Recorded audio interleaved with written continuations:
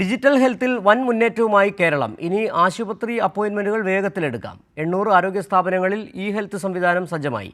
2,62,00,000 പേരാണ് ഇതുവരെ സ്ഥിര UHID രജിസ്ട്രേഷൻ എടുത്തത്.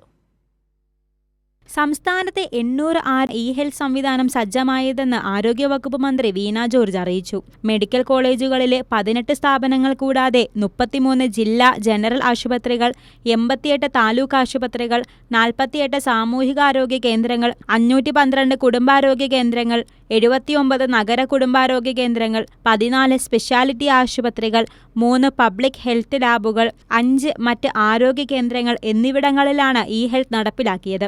സംസ്ഥാനത്തെ മുഴുവൻ ആശുപത്രികളിലും ഇ ഹെൽത്ത് സംവിധാനം നടപ്പിലാക്കുകയാണ് ലക്ഷ്യമെന്ന് മന്ത്രി വീണ ജോർജ് പറഞ്ഞു. ആരോഗ്യമേഖലയിൽ നേരത്തെ തന്നെ ഡിജിറ്റലായി പണമടയ്ക്കാനുള്ള സംവിധാനം, ഓൺലൈനായി OP ticket, E health app, scan and book സംവിധാനങ്ങൾ എന്നിവ സജ്ജമാക്കിയിരുന്നു. കൈരളി ന്യൂസ്, തിരുവനന്തപുരം.